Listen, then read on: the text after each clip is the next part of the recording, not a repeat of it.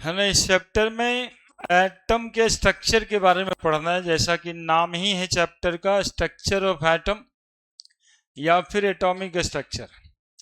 Atom के अंदर particle कौन कौन सा होता है इसके बारे में जानना है। इलेक्ट्रॉन, प्रोटॉन, न्यूट्रॉन, सब एटॉमिक पार्टिकल्स। फिर एटम के स्ट्रक्चर को एक्सप्लेन कैसे किया गया। थॉमसन मॉडल का नाम सुने होंगे। Thompson model of structure of atom जानना है। फिर Rutherford model of structure of atom जानना है। रदरफोर्ड साहब के बाद बहुत सारा थ्योरी जानना है, जैसे electromagnetic wave theory, Planck quantum theory, उसके बाद फोटो इलेक्ट्रिक इफेक्ट, उसके बाद स्पेक्ट्रम के बारे में जानना है। समझ रहे हैं? देन आफ्टर बोर थ्योरी जानना है। बोर थ्योरी के बाद डुअल नेचर ऑफ मैटर के बारे में जानना है, डी ब्रॉजली साहब दिए थे। डुअल नेचर के बाद हाइजेनबर्ग साहब के बारे में जानना है, ये भी स्ट्रक्चर ऑफ एटम बताएं। हाइजेनबर्ग साहब के बाद ऑर्बिटल का कॉन्सेप्ट आएगा, और ऑर्बिटल के कॉन्सेप्ट के बाद क्वांटम नंबर जानना है। ठीक है, तो एक एक करके जानेंगे हम लोग सब बात को।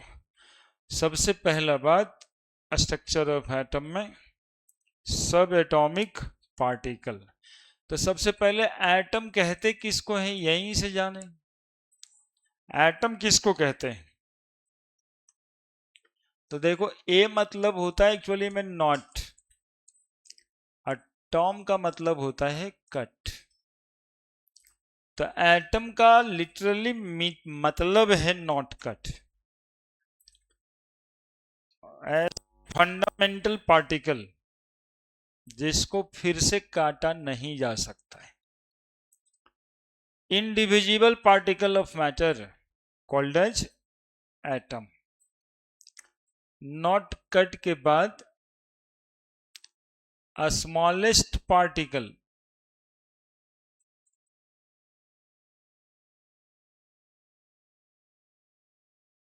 Of matter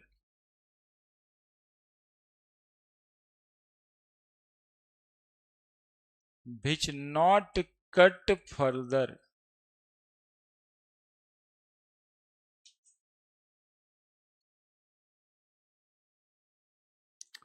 known as atom। Not cut further को ही कह देंगे इंडिविजिबल।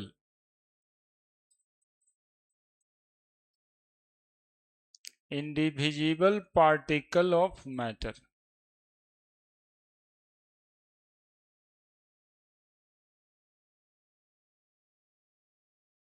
known as atom, है ना। Indivisible particle of matter known as atom, या smallest particle of matter which not cut further known as atom। लिखिए जल्दी से।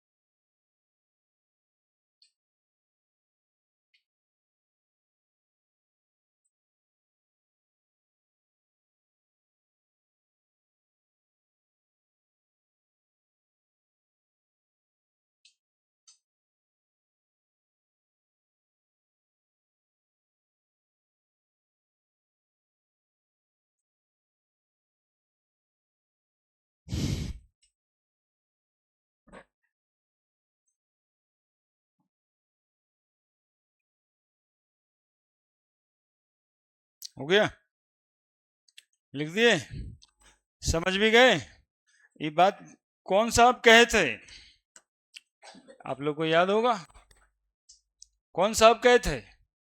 हाँ, ये बात डाल्टन साहब कहे थे, है ना, according to Dalton's atomic theory.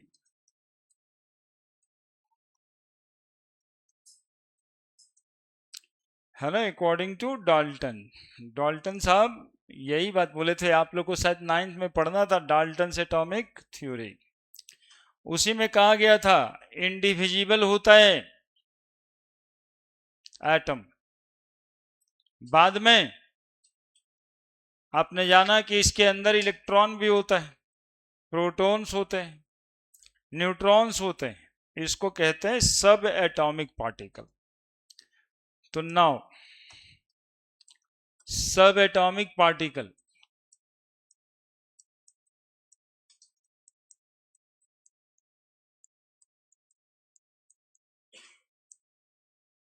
बाद में तुम लोग जानता होगा जी, गलती सब क्या सब बोले थे डाल्टन साहब, गलती ही तो पूरा इंडिया दिखता है। क्या सब बोल दिए थे जो गलत हो गया था बाद में? इंडिविजिबल होता है तो इलेक्ट्रॉन प्रोटॉन न्यूट्रॉन आ गया, सेम एलिमेंट में सब तरह के एटम सेम ही होते हैं, मतलब एक एलिमेंट में सारे एटम सेम होते हैं। तो बाद में आइसोटोप की डिस्कवरी हो गई, आइसोबार की डिस्कवरी हो गई। तो ये सब लिमिटेशन था डाल्टन साहब का। क्या फिर सब एटॉमिक पार्टिकल, देखो सब एटॉमिक पार्टिकल एक्चुअली में अभी तक 36 है, जानते हम लोग 3 है, लेकिन 2-3 एक्स्ट्रा बताएंगे। सब एटॉमिक पार्टिकल इलेक्ट्रॉन्स को कहते हैं, प्रोटॉन को कहते हैं, और किसको कहते हैं? न्यूट्रॉन को कहते हैं। पॉजिट्रॉन भी होता है, न्यूट्रिनो भी होता है, एंटी न्यूट्रिनो भी होता है, मेजॉन होता है,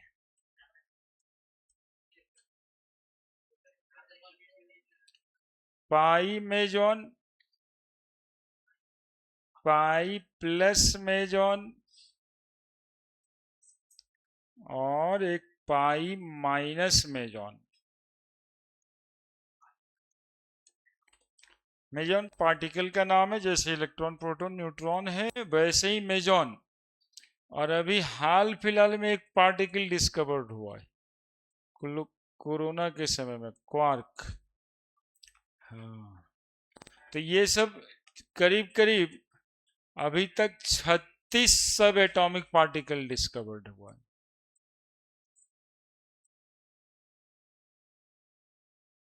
जिसमें 9 यहाँ पे हम बताए हैं आपको।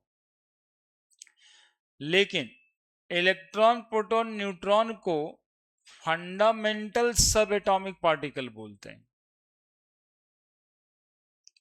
फंडामेंटल सब एटॉमिक पार्टिकल। बाकी और भी कोई पार्टिकल फंडामेंटल नहीं है। इसका मतलब है कि ये तीनों एटम में प्रेजेंट होते हैं, बाकी सब जो पार्टिकल है वो सब डिराइव्ड होता है। नहीं, जैसे यूनिट बटा हुआ है फंडामेंटल और डिराइव्ड में, वैसे ये 3 पार्टिकल फंडामेंटली प्रेजेंट हैं, बाकी सब के सब डिराइव्ड है, यानी प्रोटॉन न्यूट्रॉन के कन्वर्सन से बना हुआ पार्टिकल है। प्रोटॉन न्यूट्रॉन का कन्वर्सन न्यूक्लियर रिएक्शंस में होता है, न्यूक्लियर फिजन, न्यूक्लियर फ्यूजन। तो 3 फंडामेंटल है जो होता है, बाकी सबके सब पार्टिकल डिराइव्ड होते हैं, इसी तीनों में से निकल के आते हैं। लिखिए, अब ये सब पार्टिकल के बारे में एक एक करके जानेंगे कि इलेक्ट्रॉन का चार्ज क्या, मास क्या, प्रोटॉन का चार्ज मास क्या, न्यूट्रॉन का चार्ज मास क्या, पॉजिट्रॉन पे चार्ज क्या होता है, मास क्या होता है। बाकी इतना तो पढ़ाएंगे हम, कुछ कुछ जानना रहता है, जितना जानना रहता है उतना बता देंगे। हाँ, आएगा।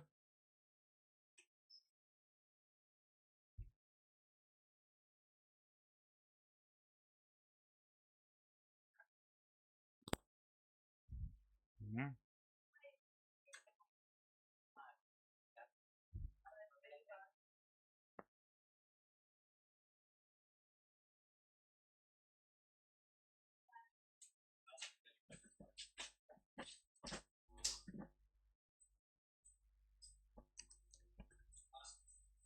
क्वार्क लिखें, QUARK, क्वार्क। अभी उसके बारे में किताब में न छपा है, अभी पेपर में छपा है, अभी पेपर में छपा है क्वार्क।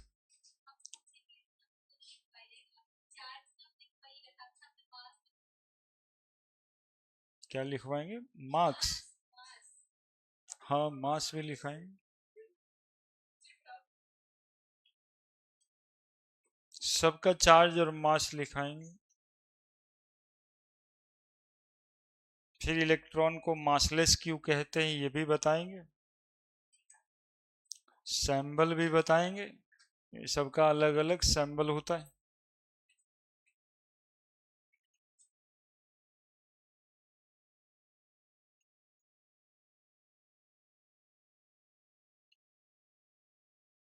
ये भी बताएंगे कि ये सब का रोल क्या रहेगा, न्यूट्रिनो न्यूट्रिनो ये सब कहाँ से आता जाता है। चलिए बढ़े।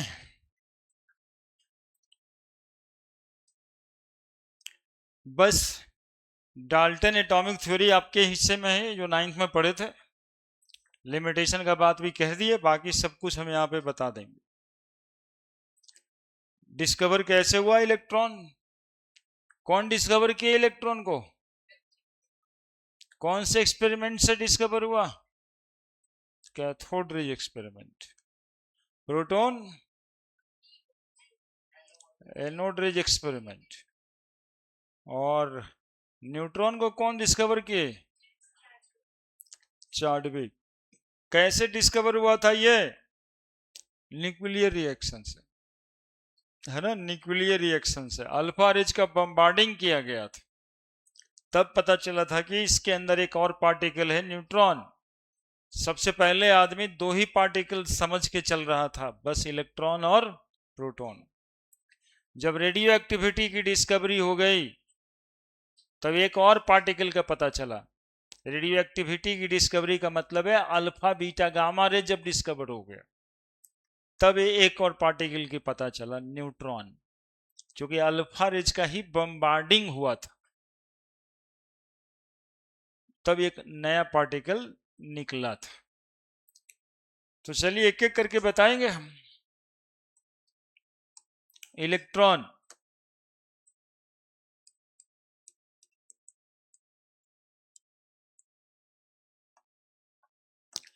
टेबल तो बताई गई, सबसे पहले टेबल के बिना एब्सोल्यूट चार्ज ऑन इलेक्ट्रॉन कितना,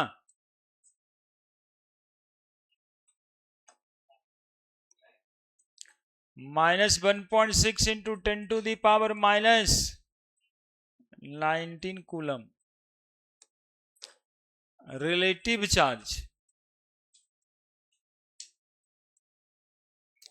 रिलेटिव चार्ज बाबू इसी को बोलते हैं -1 यूनिट। 1 यूनिट चार्ज कितना, 1 यूनिट चार्ज मतलब कितना,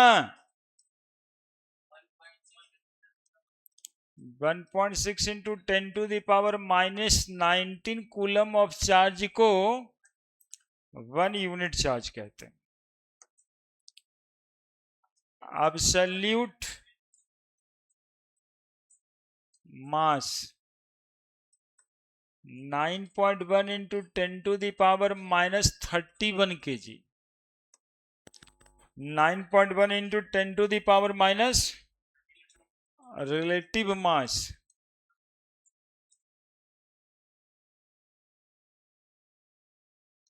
massless.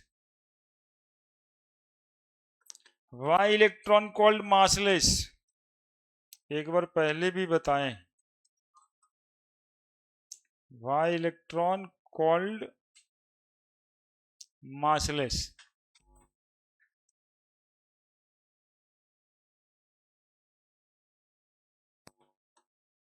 क्या आंसर देंगे? आंसर देंगे कि एक एमयू से कम है. 1836वां भाग है एक एमयू का, इसलिए मासलेस है ना. करके बताएंगे.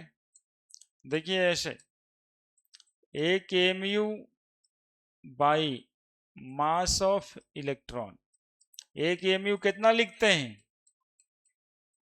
27 kg बाई इलेक्ट्रॉन का मास इंटू 27 kg नहीं, 31 है. कितना लिखे हैं? -31 kg. तो एक एमयू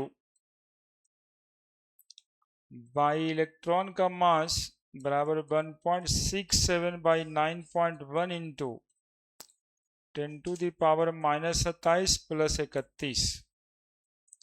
तो 1.67 बाई 9.1 इंटू 10⁴ एक MU by mass of electron. MU समझे? केमिस्ट्री का सबसे छोटा मेजरमेंट करने वाला मास. तो अब 1 MU by mass of electron बराबर कितना?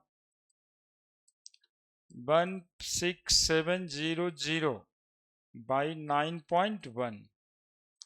ये करीब करीब आ रहा है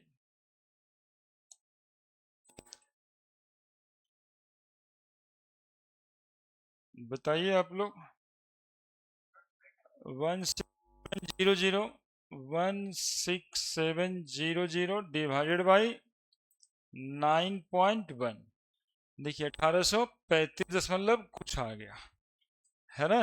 that is equal to 1836 time है ना. हम लोग लिख देते हैं इसी बात को. कितना? 1836. तो 1 एमयू बाई टाइम. तो इलेक्ट्रॉन का mass is equal to 1 MU by 1836. तो एक एमयू जिसको सबसे कम समझते हैं केमिस्ट्री में हम लोग, उससे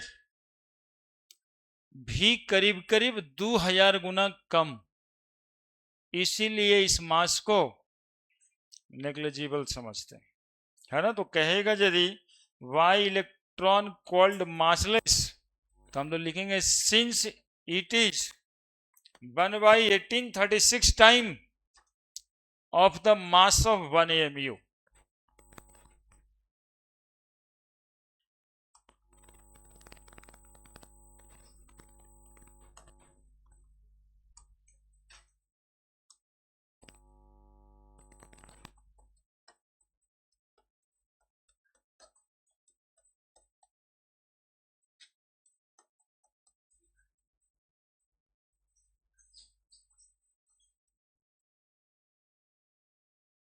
है ना.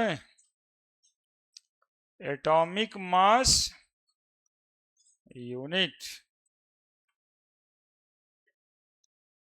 है ना. एक MU mass 1 atomic mass unit. Since it is 1/1836 times of 1 AMU, it considers negligible.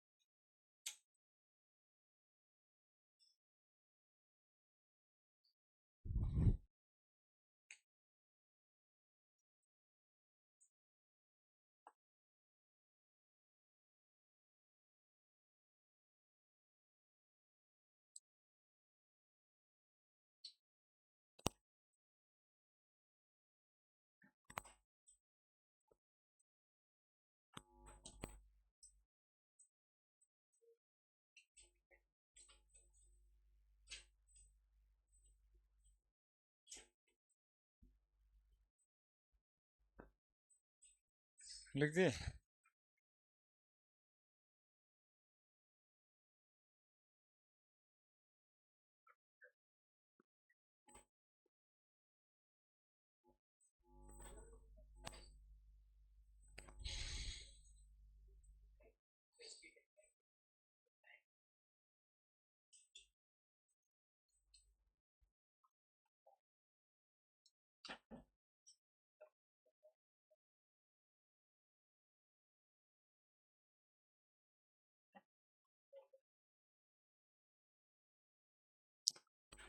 Electron का मास कितना होता है?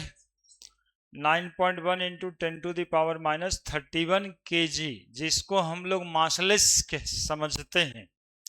क्यों समझते हैं? क्योंकि एक एएमयू से 1836 गुना कम है।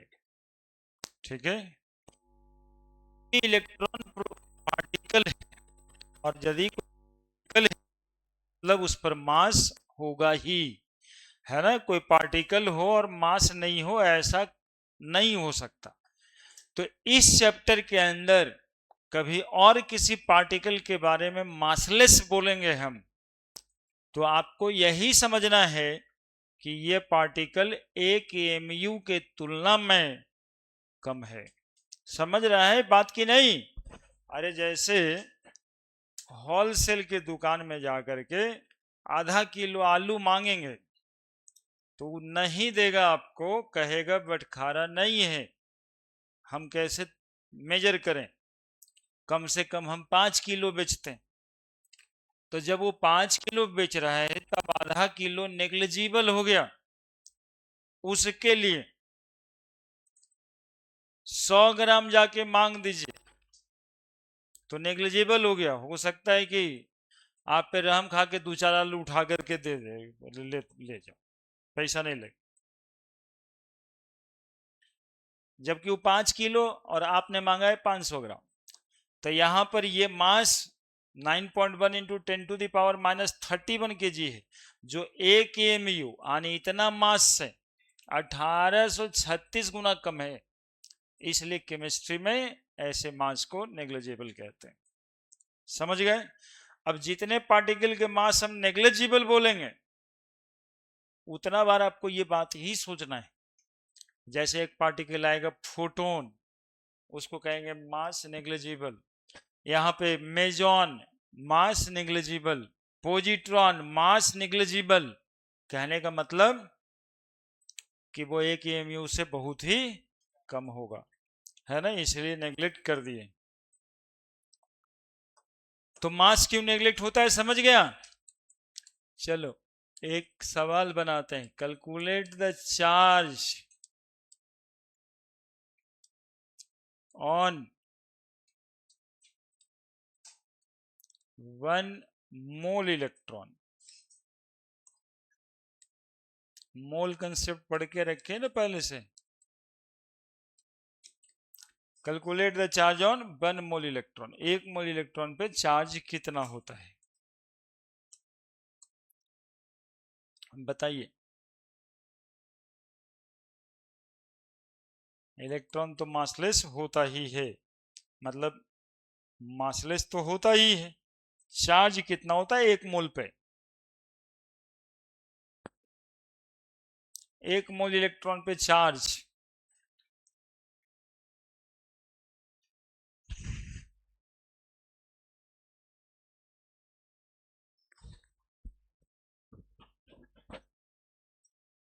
नहीं,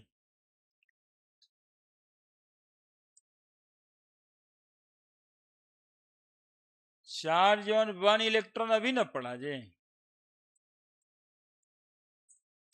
अरे माइनस तो सैंबल बता रहा है, इलेक्ट्रॉन कह रहे हैं तभी माइनस है। माइनस तो है ही है, माइनस खाली कहने से काम चलेगा? Charge on 1 electron 1.6 into 10⁻⁻। तो 1 मोल इलेक्ट्रॉन पे चार्ज पूछ रहा है, तो 1 मोल इलेक्ट्रॉन में कैगो इलेक्ट्रॉन होगा? बस चैप्टर खत्म, बात खत्म। एक मोल इलेक्ट्रॉन का मतलब इतना ही ना जी। एक मोल इलेक्ट्रॉन में कितना इलेक्ट्रॉन? 6.022 इंटू 10⁻23। तो इतना इलेक्ट्रॉन में मास मतलब चार्ज कितना गुना 6.022 इंटू 10⁻23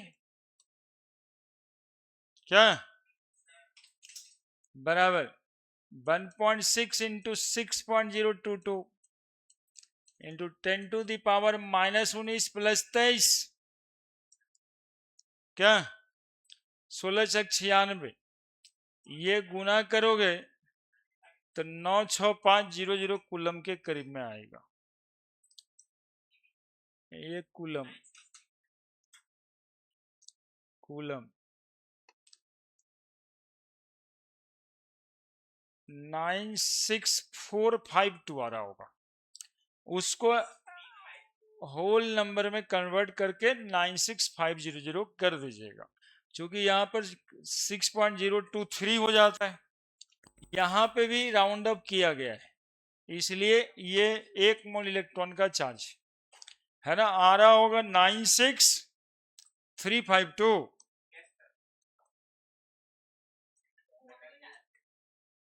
यही आ रहा है। इसी को कितना ले लेना है 96500 कूलम। अब इतना कूलम चार्ज करना, एक बात आज से और जान लेना, इतना कूलम ऑफ चार्ज को एक फैराडे भी कहते हैं। क्या कहते हैं? फैराडे। फैराड फैराड एक मोल इलेक्ट्रॉन पे कितना चार्ज होता है तो बोलते हैं एक फैराड के बराबर, एक फैराडे के बराबर। फैराडे साइंटिस्ट का नाम है ना। एक फैराड के बराबर, एक फैराड। तो इलेक्ट्रॉन पे कितना चार्ज है एक मोल पे, तो सीधा बोलेंगे एक farad. Charge on 1 mole electron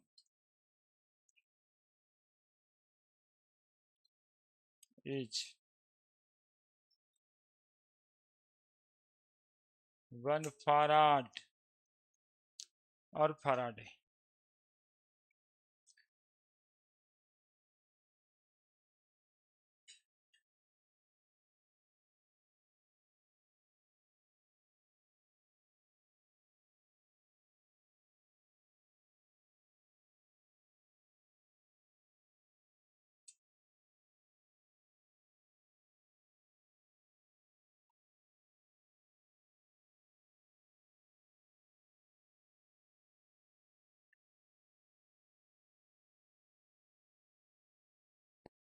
ठीक है, अभी एक मोल इलेक्ट्रॉन का चार्ज निकल गया।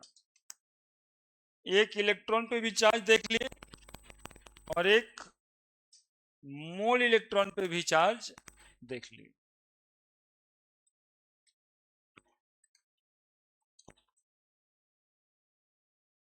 एक और क्वेश्चन,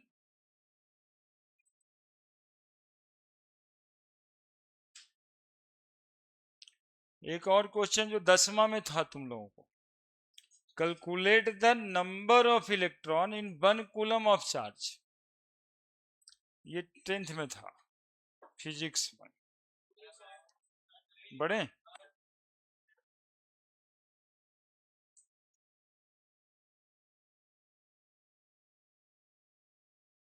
एक इलेक्ट्रॉन का चार्ज तो देख ही लिए, एक कूलम में कितना इलेक्ट्रॉन, उल्टा है बस कि एक कूलम में कितना electron.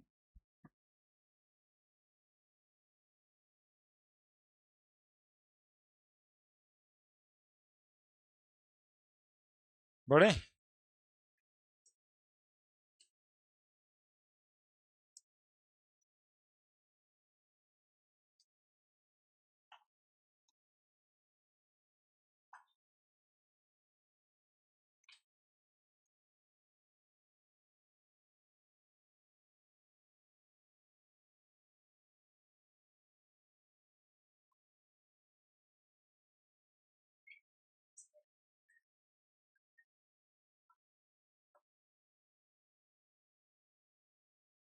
Calculate the number of electron in 1 coulomb of charge. बताइए आंसर।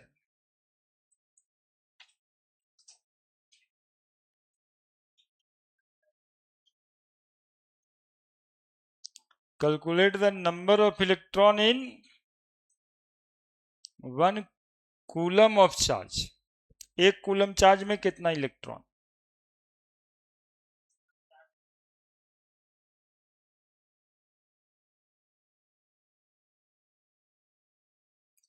केवल मैग्नीट्यूड लेना है, इलेक्ट्रॉन कह रहा है तो नेगेटिव ही है। कैसे निकालेंगे? 1.6 इंटू 10⁻⁻⁹ कूलम ऑफ चार्ज कितना में होता है? एक इलेक्ट्रॉन में। तो एक कूलम ऑफ चार्ज कितना में होगा? आप लोग का दिमाग थोड़ा देर में काम करता है, बस दिक्कत इतना ही है। इतना इलेक्ट्रॉन, खत्म कहानी। इसको सॉल्व करेंगे तो ये आएगा 6.25 इंटू 10⁻18 इलेक्ट्रॉन। यानी एक कूलम चार्ज में इतना इलेक्ट्रॉन होगा। 6.25 इंटू 10⁻18 भागा देने आ जाएगा ना? भागा देने आपको आता है। 10⁻⁻⁹ ऊपर चला जाएगा। 10⁻⁹ 1.6 पॉइंट हटाएंगे 10 हो जाएगा बटा 10। 1.6 के जगह 16 नहीं, पॉइंट आके 10 ऊपर कर देंगे।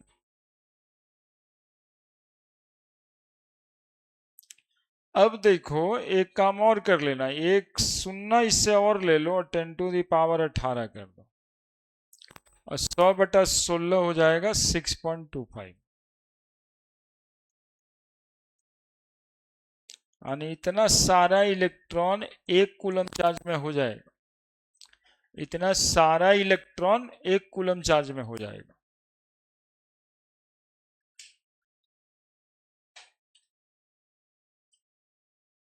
ये सब बताना चाहिए था। परीक्षा मार्च या अप्रैल में दिया है, अभी जून आए 2 महीना हुआ, सब साफ। फ्रेश माइंड से पढ़ते।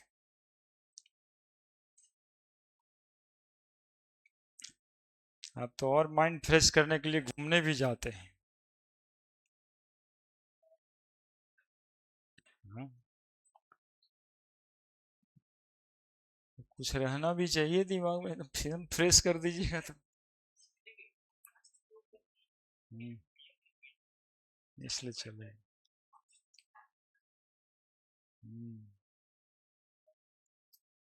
चलिए एक क्वेश्चन और पूछेंगे, बस पूछना नहीं रहता, देखो ये सब बताना रहता है। ओरल स्ट्रक्चर ऑफ एटम पढ़ रहे हैं ना, तो कोई आदमी आपके साथ जो पढ़ा लिखा है वो ये सब सवाल कर सकता है कि बताओ एक कूलम में कितना इलेक्ट्रॉन होगा। कोई पूछ सकता है 1 मोल इलेक्ट्रॉन पे कितना चार्ज होगा। आसान है, जबकि जानने के बाद लग रहा होगा ये सब आपके याद रखने वाला है, हम ये सब बनाने वाला नहीं। ये तो हम आपको निकाल के इसलिए बता रहे हैं कि आप आपके पहुंच में, रीच में। याद नहीं तो निकालना शुरू कर दीजिए। अब ये सवाल ऐसे जानना भी है, और आईआईटी का क्वेश्चन भी रहा है एडवांस का, बहुत पहले 2002 में, कि calculate the charge on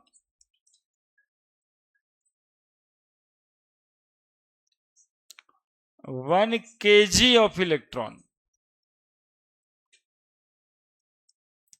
1 kilo electron में कितना चार्ज है? 1 किलो इलेक्ट्रॉन में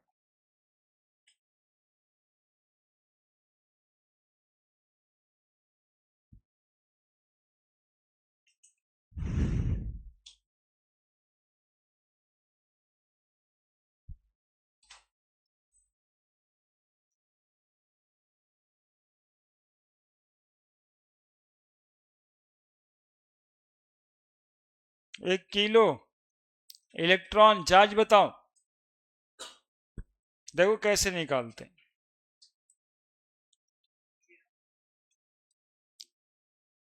चूंकि 9.1 इंटू 10⁻³ kg इलेक्ट्रॉन बराबर 1 इलेक्ट्रॉन। बोलो जी, किसी को कोई समस्या है ये बात कहने में? तो 1 kg इलेक्ट्रॉन बराबर कितना इलेक्ट्रॉन, सबसे पहले तो ये बात निकाल दें। 1/9.1 इंटू 10⁻³ इलेक्ट्रॉन -31 इलेक्ट्रॉन होगा या नहीं होगा? बोलो, इतना केजी इलेक्ट्रॉन में 1 इलेक्ट्रॉन, तो 1 केजी इलेक्ट्रॉन में 1/9.1 इंटू 10⁻³ इलेक्ट्रॉन। बोलो, एक फॉर्मूला पढ़े थे Q बराबर NE, पढ़े थे, याद है? जहां N क्या था? Number of electron. कितना हुआ नंबर? 10⁻³ इलेक्ट्रॉन पे चार्ज 1.6 इंटू 10⁻⁻19 निकल गया। और क्या?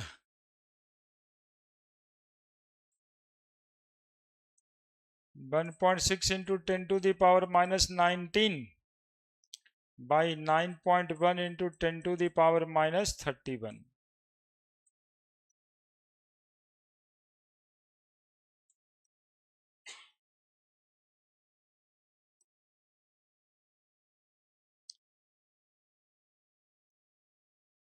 सोलह बटा 91, 16/91 कितना आ रहा है? 16/91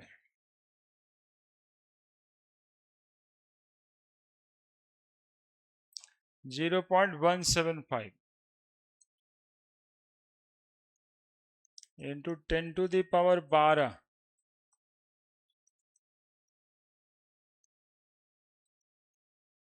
coulomb per KG. 1 kilo electron पे चार्ज। बताओ, कोई दिक्कत, कोई समस्या? कैसे कैसे बना?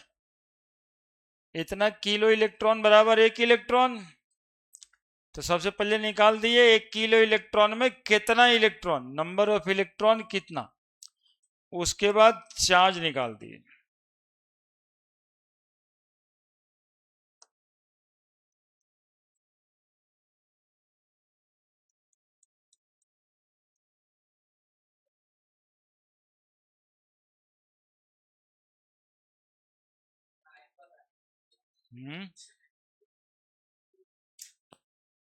क्या कर रहा है? हाँ?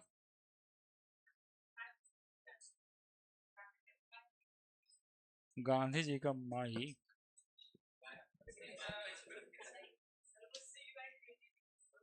Coulomb per KG.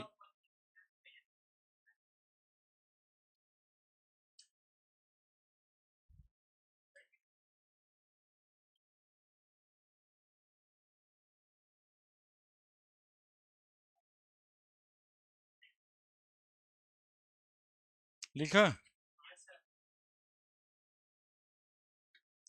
1 KG electron पे कितना चार्ज होगा, ये बात चल रहा है। 3 बात बताए।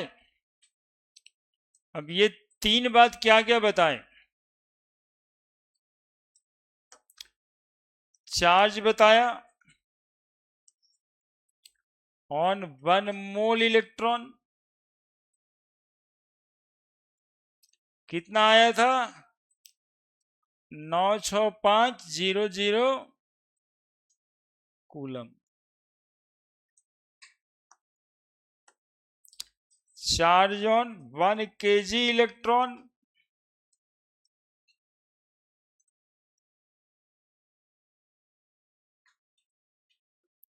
कितना आया? 1.75 इंटू 10⁻11 कूलम। और number of electron in 1 coulomb 6.25 into 10⁻18 electron की संख्या। अब इसको एक टेबल बना के बंद कर देते हैं। ये एग्जामिनेशंस वगैरह में भी आता है, इसलिए इसको ध्यान में रखिएगा।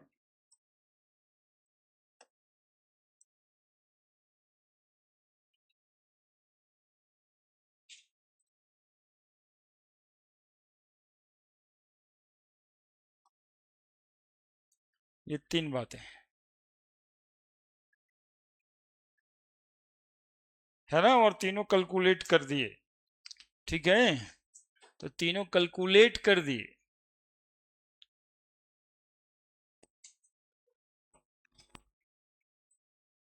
हाँ टेबल बना दो।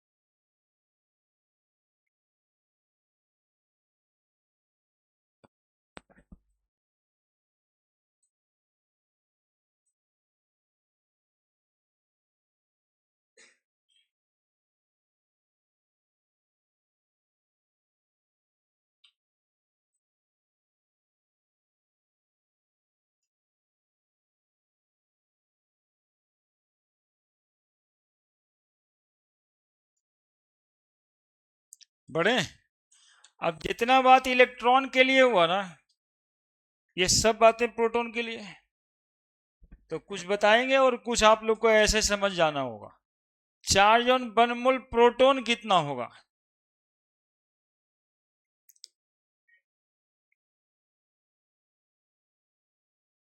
तो प्रोटॉन का, एक प्रोटॉन पे चार्ज कितना होता है ये पता करना होगा। जो तुम लोग बनाएगा इस बार देते हैं, है ना, क्वेश्चन दे देंगे हम।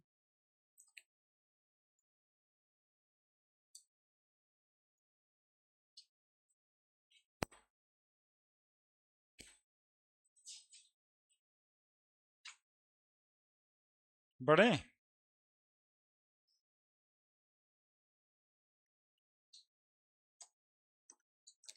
प्रोटॉन, अच्छा इलेक्ट्रॉन का सैंबल भी लिख देना, जोड़ देना कहीं पे।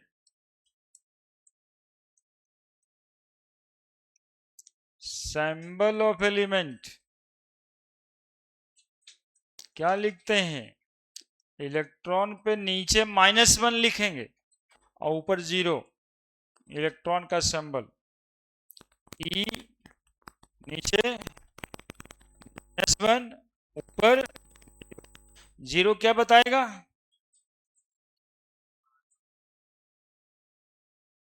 जो 0 बता रहा है मतलब मासले से ही है। -1 जो बताया जा रहा है चार्ज। इसी -1 को कूलम में 1.6 इंटू 10⁻19 कहते हैं, है ना, 1 यूनिट बताता है। लिखिए जल्दी से सिंबल।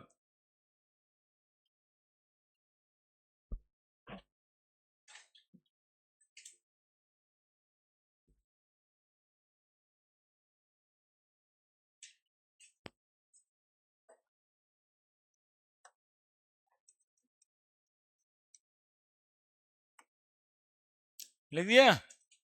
सिंबल ही लिखना था, ये सिंबल लिख दिया। नाउ द प्रोटॉन,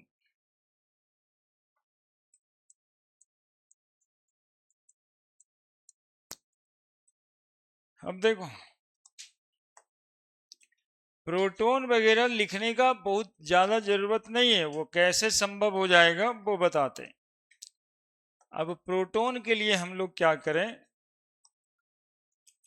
कि एक टेबल बना देते हैं जिसमें इलेक्ट्रॉन, प्रोटॉन, न्यूट्रॉन तीनों का जगह रहेगा।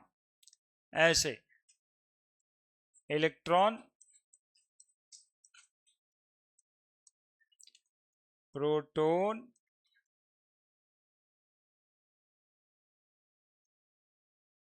न्यूट्रॉन, यहां पे लिख देंगे चार्ज, यहां पे लिख देते हैं मास। लेकिन जैसा आप सब जानते हो चार्ज भी एक नहीं होता है, यानी एक होता है एब्सोल्यूट चार्ज, एक होता है रिलेटिव चार्ज, एक होता है एब्सोल्यूट मास, एक होता है रिलेटिव मास। तो ये दो ही बात से नहीं होगा, दो और बात जोड़ देते हैं, दो और बात जोड़ते हैं तो लिखना पड़ेगा हम लोगों को यहीं से absolute charge, relative charge, absolute मास,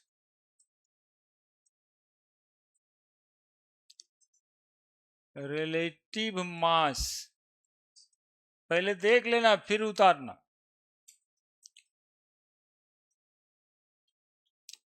प्रोटॉन लिखने का जरूरत ना है।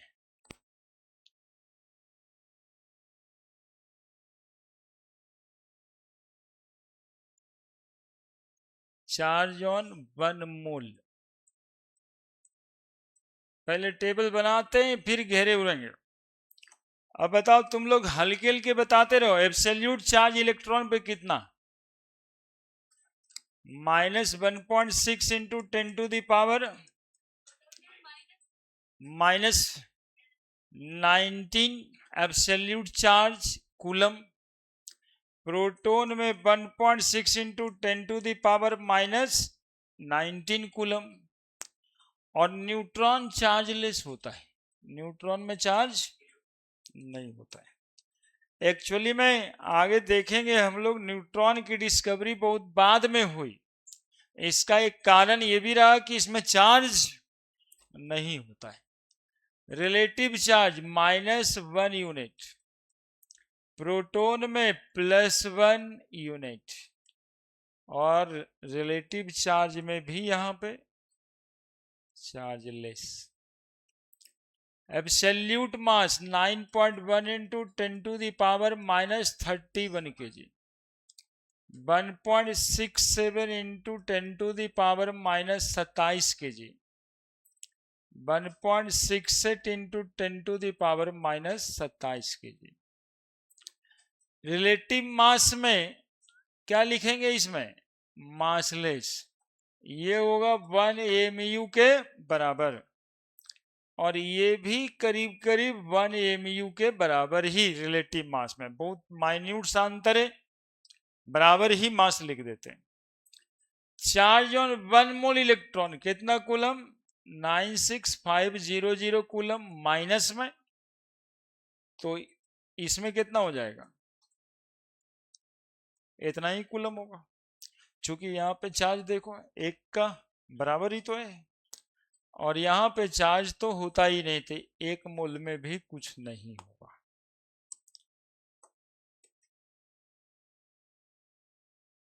इसी का टेबल बना दीजिए आप,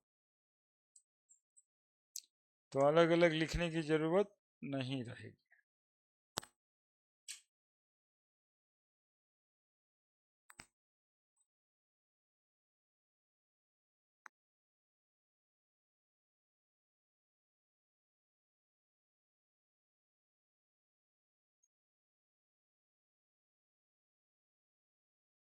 कॉपी सीधा में जगह नहीं रहता है, तो थोड़ा कॉपी पलट के लिखना चाहिए।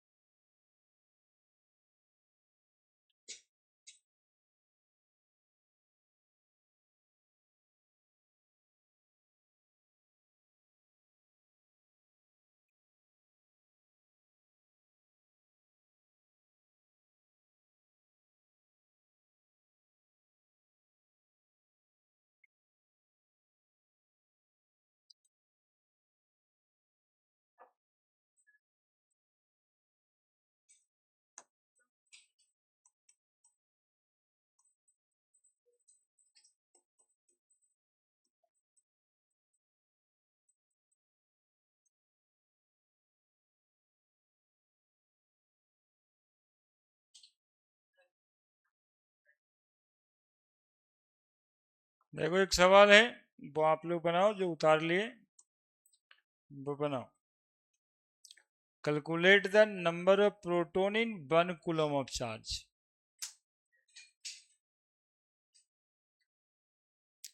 और देंगे 1 kg ऑफ प्रोटॉन।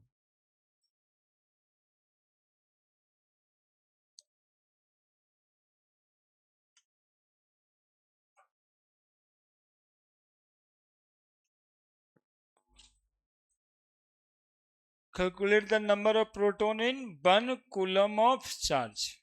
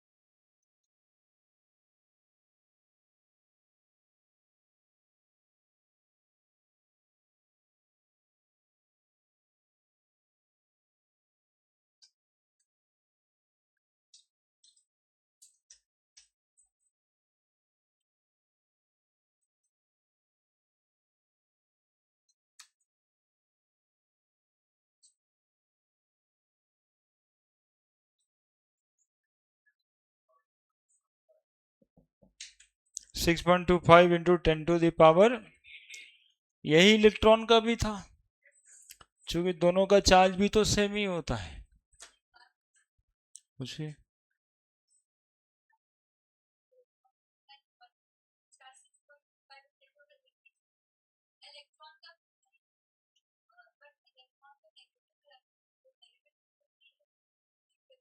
नंबर में नेगेटिव का कोई मतलब नहीं है ना।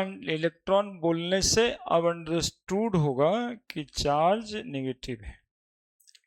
इलेक्ट्रॉन या प्रोटॉन की संख्या एक कूलम में बराबर होती है, यही बताना था हमें कि इलेक्ट्रॉन हो या प्रोटॉन हो, एक कूलम चार्ज में दोनों की संख्या बराबर होती है, क्योंकि चार्ज ही बराबर होता है मैग्नीट्यूड से। तो आंसर कितना हो जाएगा? 6.25 इंटू 10⁻18। बोले सर कैसे निकाले? तो एक और तरीका देखो, तुम लोग को बता देते हैं। Q बराबर यानी चार्ज 1 कूलम है, नंबर नहीं पता था। चार्ज होता 1.6 इंटू 10⁻19। ई इलेक्ट्रॉन नहीं है यहाँ पे, ई चार्ज है। तो नंबर n बराबर देखो आ जाएगा 1.6 इंटू 10⁻⁻19।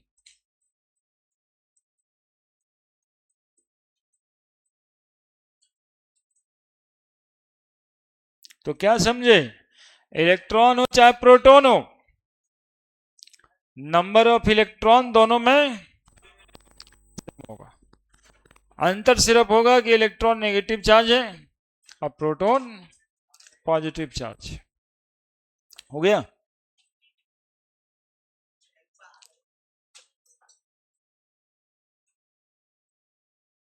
लिख दिया?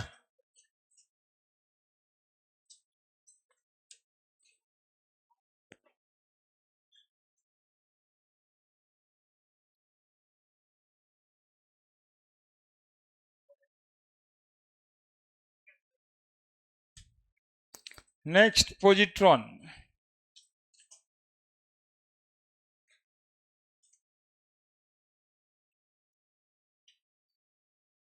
पोजिट्रॉन, ये क्या होता है? देखो ये सब दो अक्षर से मिलके बना जैसा भी लगता है, एक प्रोटॉन और एक इलेक्ट्रॉन। इसमें एक प्रॉपर्टी प्रोटॉन की होती है और एक प्रॉपर्टी इलेक्ट्रॉन की होती है, इसीलिए इसका नाम भी पड़ा हुआ है पोजिट्रॉन, है ना। ये भी मासलेस होता है, मासलेस सब एटॉमिक पार्टिकल।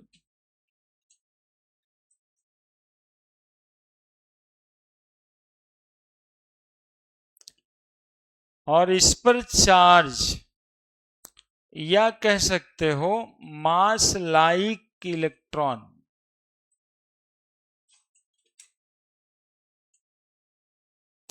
और चार्ज, चार्ज लाइक प्रोटॉन। यानी एब्सोल्यूट चार्ज कितना होगा? प्रोटॉन के जैसा। रिलेटिव चार्ज कितना होगा? प्रोटॉन के जैसा। तो रिलेटिव चार्ज ऑन पॉजिट्रॉन क्या लिखेंगे? +1 यूनिट। इसके सिंबल भी ऐसे लिखा जाता है, E+1 ऊपर 0, है ना। देख रहे हैं?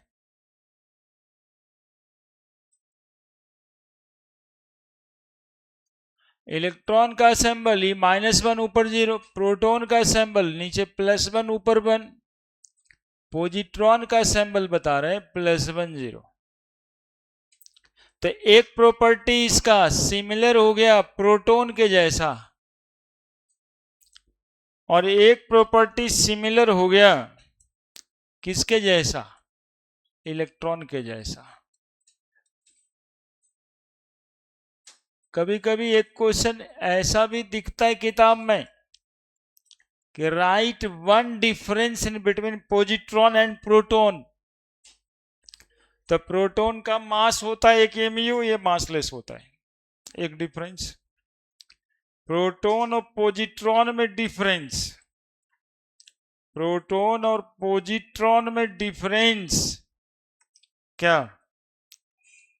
तो मास 1 mu और ये मासलेस। प्रोटॉन और पॉजिट्रॉन और इलेक्ट्रॉन, अरे बोलता कौन है रे? यही करने आया है ना। हिलता रहता है, डुलता रहता है, मोबाइल देखते रहता है। अब देखो तो देखने वाले को भी शर्म आ जाए, काम तो ऐसा है। मतलब गांधी जी बोले थे कि बुरा मत देखिए, तो देखने के बाद फीलिंग वैसा आता है। इलेक्ट्रॉन का और पॉजिट्रॉन का डिफरेंस बताइए, एक डिफरेंस बताइए इलेक्ट्रॉन और पॉजिट्रॉन का। अभी देखो यहां पर लिख के बताए हैं हम, इलेक्ट्रॉन और पॉजिट्रॉन के बीच एक डिफरेंस बताए, तो इसका चार्ज होता -1 यूनिट और इसका चार्ज होता +1 यूनिट। यही सवाल इसमें 2-4 बार मेडिकल नीट वाले परीक्षा में पॉजिट्रॉन और इलेक्ट्रॉन और पॉजिट्रॉन और प्रोटॉन के बीच डिफरेंसेस के रूप में आया है। तो लिखने के लिए कंफ्यूजिंग थोड़ा सा वर्ड है, और कोई बात नहीं, आया इसीलिए।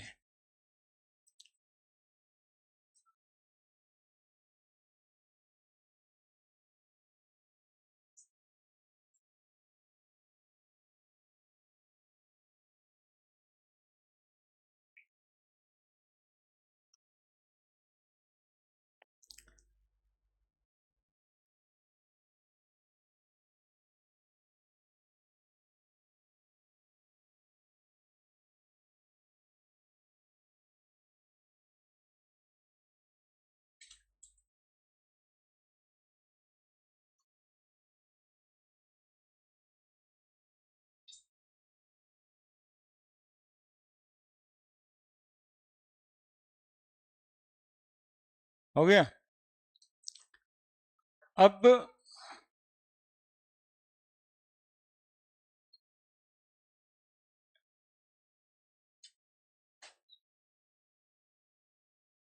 लिखिए जल्दी से, मेजॉन, मेजॉन की न्यूट्रिनो, अभी न्यूट्रिनो।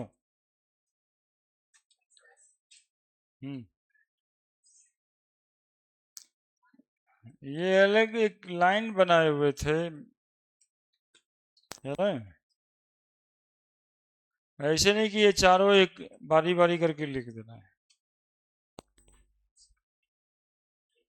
ये प्रोटॉन और पॉजिट्रॉन में डिफरेंस था, इलेक्ट्रॉन और पॉजिट्रॉन में डिफरेंस था।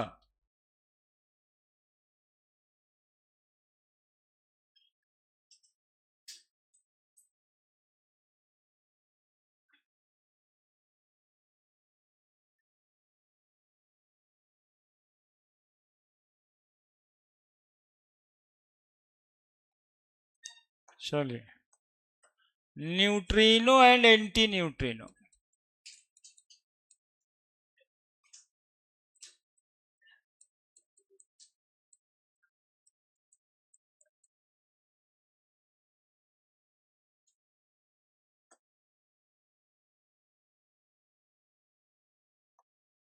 देखो, न्यूट्रिनो और एंटी न्यूट्रिनो क्या होता है, सुनना। ये बीच में न्यूक्लियस है, ये बाहर इलेक्ट्रॉन घूमता है, बाहर में इलेक्ट्रॉन घूमता है, ऐसा ही पढ़ना है। अब आज जानना थोड़ा सा, थोड़ा और आगे भी जानेंगे। ये इलेक्ट्रॉन सिर्फ घूमता ही नहीं है, ये इलेक्ट्रॉन जो है ना स्पिनिंग मोशन परफॉर्म करता है, यानी अपने ही मेन पोजीशन पे स्पिन करता है, क्लॉकवाइज स्पिनिंग, जैसे स्पिनर क्रिकेट में होता है। उसके बॉल में एक खास बात होती है कि उसका बॉल अपने मेन पोजीशन पे नचते हुए आगे बढ़ता है। हर मोशन तो प्रोजेक्टाइल मोशन में बॉल फेंकता है, और मोशन क्या करता है वो, क्लॉकवाइज या एंटी क्लॉकवाइज स्पिनिंग। अब देखिएगा, हाथ ऐसे घुमा दे या हाथ ऐसे घुमा दे, घड़ी जिस दिशा में चल रही है वो है क्लॉकवाइज, और उल्टा घूमने लगेगा तब। तो ये जो हम डायरेक्शन बताएं इलेक्ट्रॉन के स्पिनिंग का, कैसा दिख रहा है, क्लॉकवाइज। तो ये क्लॉकवाइज जो स्पिन करता है इलेक्ट्रॉन, इसको कंट्रोल करता है ये न्यूट्रिनो, और जो एंटी क्लॉकवाइज मोशन में रहेगा उसको कंट्रोल करेगा एंटी न्यूट्रिनो। तो ये दो पार्टिकल का काम क्लॉकवाइज और anti clockwise rotation of spinning of electron है, और दोनों के दोनों particle chargeless as well as massless, chargeless as well as massless subatomic particle. कौन सा सब एटॉमिक पार्टिकल है जिसमें चार्ज भी नहीं होता और मास भी नहीं होता, न्यूट्रिनो और एंटी न्यूट्रिनो। न्यूट्रिनो का सिंबल देखो ऐसे लिखते हैं, न्यू है, ये न्यू का सिंबल है, एंड एंटी न्यूट्रिनो का सिंबल न्यू पे बार, नीचे भी जीरो ऊपर भी जीरो लिख देना, नीचे भी जीरो ऊपर भी जीरो लिख देना। एंटी, बार का मतलब anti, anti one by new, है ना, न्यू पे बार। सिंबल न्यू का है, पी साइलेंट होता है, लिखा था पन्यू है, पी बोला नहीं जाता है, खाली न्यू बोलिएगा। चार्जलेस होता है और मासलेस होता है, रिस्पॉन्सिबल फॉर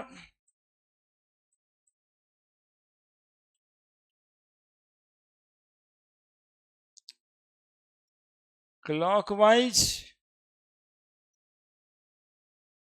and anti-clockwise.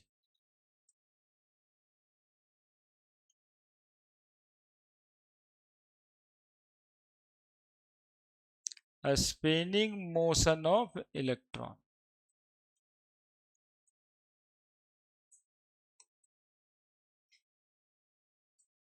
लिखिए जल्दी से।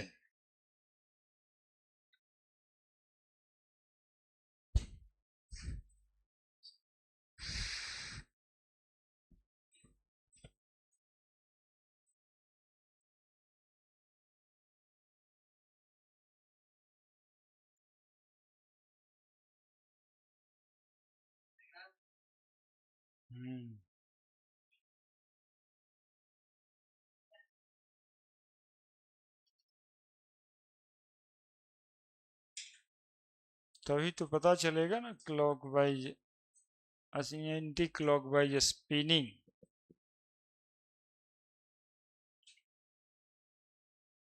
अब जो है ना धीरे धीरे बड़े हो रहे हैं तो स्पिनिंग, रोटेशन, सर्कुलर मोशन, ये सब में अंतर फिजिक्स में दिखाई देने लगेगा।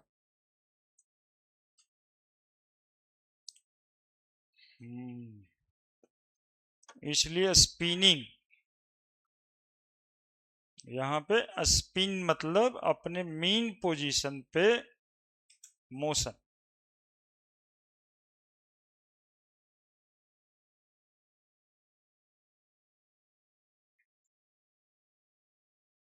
होगा नहीं, 3 वो पार्टिकल है और क्या बात, मेजॉन ही तो बताना है, आसान। इलेक्ट्रॉन ही मोशन में। नहीं, फिक्स पोजीशन पे नहीं, इलेक्ट्रॉन तो सर्कुलर मोशन कर ही रहा है, सर्कुलर मोशन के साथ इलेक्ट्रॉन ही क्लॉकवाइज मोशन में है, मतलब नचते हुए मोशन कर रहा है, खाली सर्कुलर मोशन नहीं कर रहा है, नचते हुए सर्कुलर मोशन में। इलेक्ट्रॉन तो चारों तरफ घूमता ही रहता है, पहले से पढ़ा है, वो गलत थोड़े, लेकिन घूमने के साथ साथ अपने मेन पोजीशन पे ही नचते रहता है ना। जैसे कोई स्पिनर जो गेंदबाज है, उसका बॉल तो प्रोजेक्टाइल मोशन में जाता ही, आगे बढ़ता ही है, लेकिन वो घुमा के फेंक देता है, तो नचते रहता है, नचते नचते आगे बढ़ता है। अर्थ का भी एग्जाम्पल दे सकते हैं, इसको भी तो स्पिन ही कर रहा है अपने मेन पोजीशन पे। लिखा neutrino, antineutrino. Now the मेजॉन।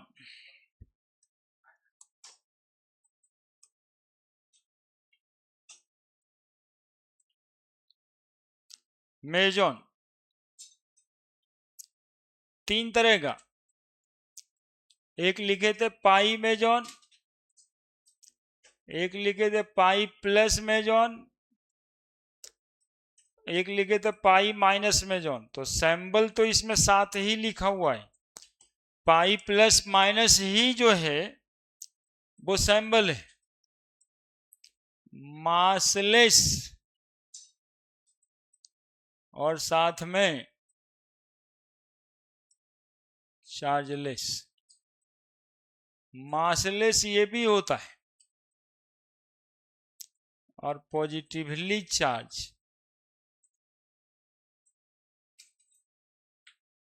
ये भी मासलेस होता है।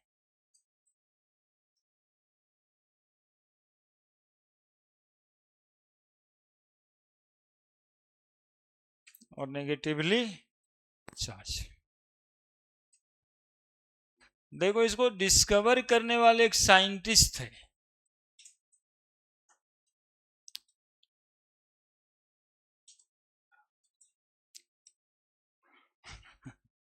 पढ़ के बताओ। हाँ, यह काबा, यह काबा।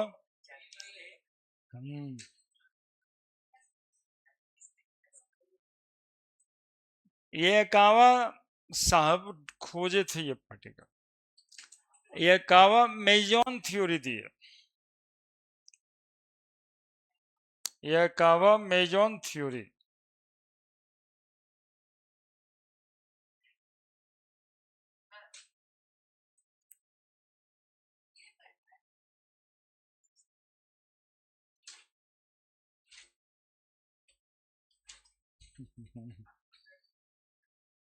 हो गया, 5 मिनट ही लगेगा। यह कावा साहब एक्चुअली में क्या कहना चाह रहे थे, ये अपने थ्योरी में बताया। यह कावा डिस्कवर किए और बाद में क्या दिए हैं, यह कावा मेजॉन थ्योरी। ये बहुत ही एक सेंसिटिव बात बोले कि भाई न्यूक्लियस के अंदर, जानते ना तुम लोग, जो न्यूक्लियस के अंदर कौन होता है, प्रोटॉन प्लस न्यूट्रॉन होता है। इन्होंने कहा कि प्रोटॉन तो पॉजिटिव चार्ज होता है, प्रोटॉन तो,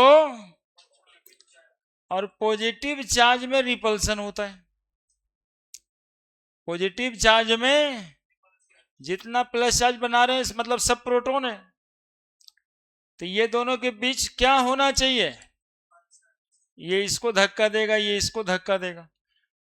तो बताए साथ कैसे रहता न्यूक्लियस में, पॉजिटिव चार्ज है तो न्यूक्लियस में साथ क्यों रहता है, why the protons present inside the nucleus even they are positive charge.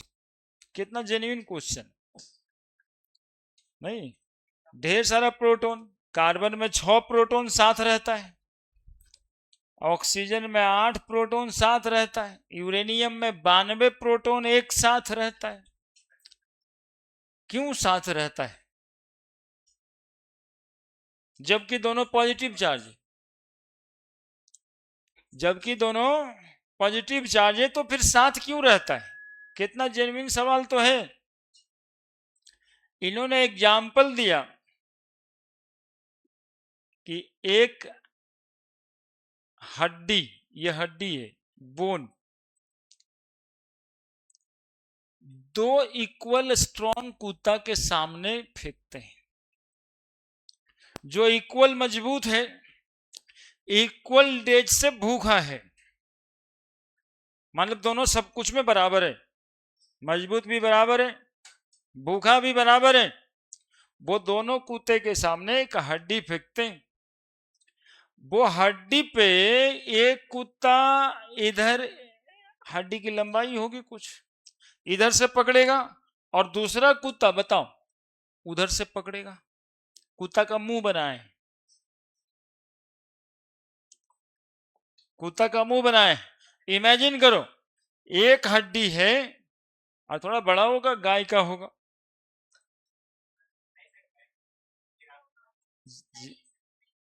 दोनों कुत्ता तो जबरदस्ती पकड़ के रिपल्सन कर रहा है, ये अपने तरफ खींच रहा है, ये अपने तरफ खींच रहा है, चूंकि दोनों इक्वली भूखा है।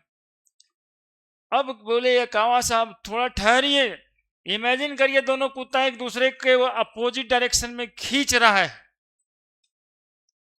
दोनों का मुंह तो सटा हुआ है साहब, दोनों का मुंह सटा हुआ है, हो तो रहा है रिपल्सन, लेकिन दोनों का मुंह सटा हुआ है, और हो रहा है क्या, दोनों के बीच रिपल्सन।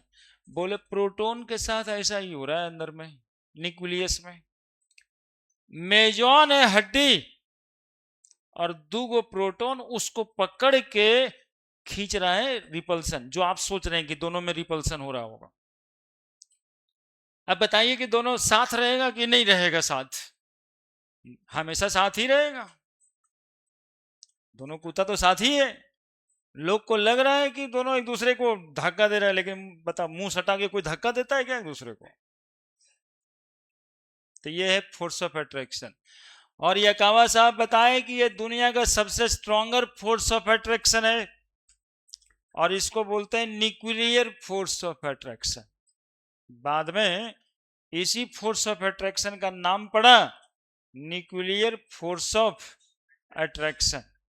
लेकिन ये सिर्फ न्यूक्लियस के डायमीटर के अंदर ही लगता है, यानी 10⁻⁻10 मीटर के दूरी पर ही लगता है। उससे ज्यादा दूर हो जाएगा चार्ज बॉडी तो रिपल्सन ही लगेगा प्रोटॉन प्रोटॉन के बीच। लेकिन जब दोनों नजदीक आते आते 10⁻⁻15 मीटर तक आ जाएगा, तब दोनों के बीच फोर्स ऑफ, हाँ, तो दो सिमिलर चार्ज के बीच भी फोर्स ऑफ अट्रैक्शन लगने लग जाता है। कब? जब दोनों के बीच दूरी एकदम से घट के कितना हो जाए, 15 मीटर तक हो जाए, तो दो सिमिलर चार्ज के बीच भी फोर्स ऑफ अट्रैक्शन लगता है। यही है अकावा मेजॉन थ्योरी, है ना। ये बोन था हड्डी और ये कुत्ता था प्रोटॉन, ये कुत्ता था प्रोटॉन, है ना। या प्रोटॉन न्यूट्रॉन भी हो सकता है कहीं पे। देखो कैसे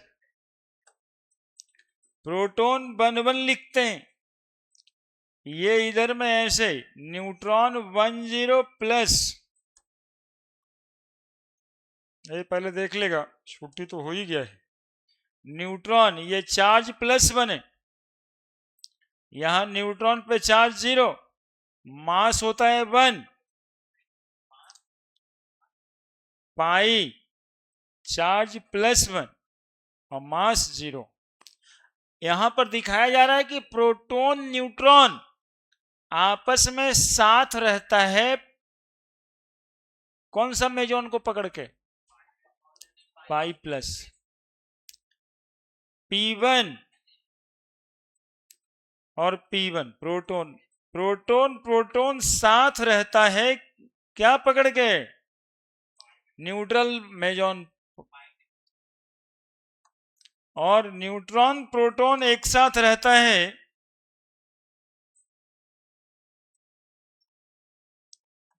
किसके साथ, ये है अकावा मेजॉन थ्योरी, है ना।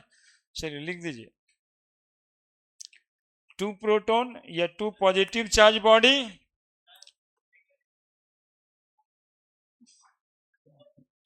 वो आप देख लो ना भाई, बना लो, क्या दिक्कत है, क्या बारे में बताएं, कम से कम याद रहेगा। ये अकावा मेजॉन थ्योरी है, इन्होंने खास करके सिर्फ ये बताया है कि 2 प्रोटॉन एक्चुअली में न्यूक्लियस तोड़ते हैं ना, न्यूक्लियर फ्यूजन में, थर्मोन्यूक्लियर रिएक्शन में हाई टेम्परेचर पे, तो 2 प्रोटॉन तोड़ने से ऐसा एक पार्टिकल दिखाई देता है। डिस्कवरी इसी तरीके से हुआ है।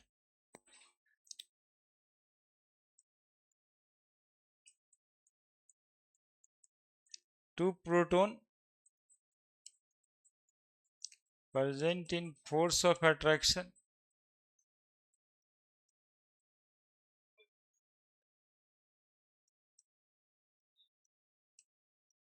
by inside the nucleus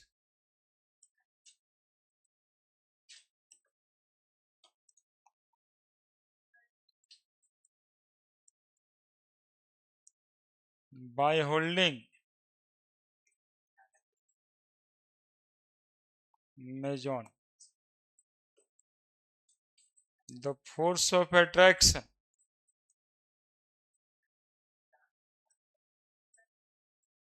created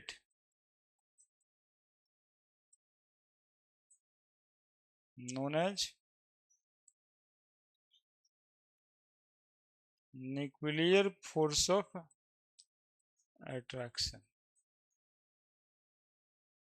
और क्या बताए, न्यूक्लियर फोर्स ऑफ अट्रैक्शन दुनिया का सबसे स्ट्रॉन्गर फोर्स ऑफ अट्रैक्शन है,